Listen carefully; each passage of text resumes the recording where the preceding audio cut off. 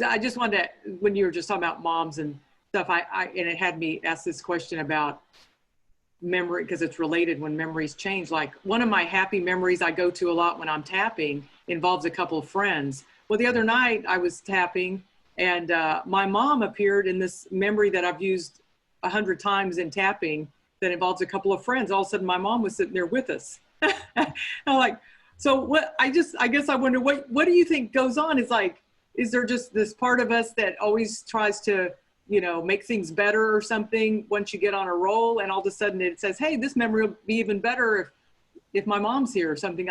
I found that really fascinating. And where did it come from? Because I didn't consciously do it, But, well, again, most of our memories, believe it or not, are really mixture memories, and they're created memories and they're distorted memories. Very, very common. Like specifically a woman, this many years ago, she came in, we were working on her abandonment issues. And one of her stories was that her mother and father abandoned her to the hospital because she had to have surgery. So in her mind, her real memory, she was there in the at the hospital all by herself. Well, as I started tapping and addressing the emotions of being abandoned, I was saying, oh, that's kind of weird. My father's on one side, my mother's on the other. Her memory actually changed. And then, we cleaned up, did more work. And then she came to the next session and she said, I went to my mom and I asked her about this story. She goes, we didn't leave you. We were there with you, Dad. You was in the middle between Dad and I. So here it is. Her original thoughtful, real memory was actually a false memory. And the real memory was Mom and Dad was on both sides. But see, in her brain, she deleted both of them as a child. So again, the brain has this amazing capacity to create and generate. But also there's a symbolism here. Remember that when you go to a memory, the symbolism is, it could be like family, like my friends were together, and mom, it just makes it even better. Again, it's just how the mind works. It's very strange, but again, that's what it does. Yeah, cool. And embellish it. Now, when you go to good memory, embellish it. It means add more to it. Make it feel better and stronger, because again, the stronger and better you make it, the more your brain will use that one than others. That's why bad memories were so important, because they had so much pain in it, as mom picked you up every day at school for 3 years, every day consistently, except for one day. And now all of a sudden, all you remember is the day that mom wasn't there. And it negated all the other times, because all the other times were just normal repetition, normal things. But this one here had a more emotional juice. It became more important. Therefore, it stuck out like a sore thumb. And then she created reality and value from it.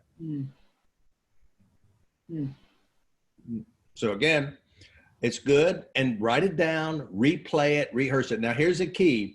You take bad and you turn it into good. Then you rehearse, replay good over and over and over and over again. Write a story about it. Get a tattoo on your body somewhere because of it. Make it real. Replay it, retell it, refeel it. And then what you're doing is you're actually reprogramming yourself. And that's what we did with the bad stuff. Remember, when something bad happens, you go back over and over and over again. You tell your friends, you join groups because of it, and it amplifies it. Is there a ratio, like with this example I gave earlier, Kay, like as far as replaying it, since the old story's been replayed so many times for so many years, here and there at least, when you have a new story, do you have to really repeat it, consistently for, you want to make it feel so real. Again, sometimes if it's a strong mission, we have so many imprints in our mind, so many different memories. The most important thing is to make it feel real, make it a part of your value system, make it a part of your thinking system. When it's there, you will unconsciously act from it as reality. That's what we did with the bad stuff. The young little girl whose daddy kicked her in the bum, and from that forward, she always walked with her bum tucked under, and she was operating from the fear of being kicked again, and because of the pain of being kicked again. So her physiology, her physical body was trying to keep her protected for fear of getting hurt, but yet it kept her in the pain of hurt.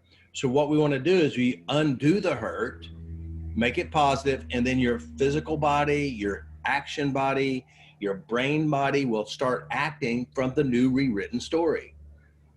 It does it with both good and bad too. So those are just imprints that our brain naturally operates from.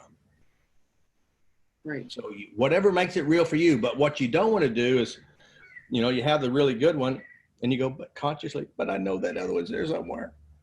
You don't want that. Yeah. You want it where tap it away, so forget about it, go to your good one, replay it, make it real. And that's in every part of our life, relationship-wise, health-wise, illness-wise, pain-wise, anything you think of, change all of it.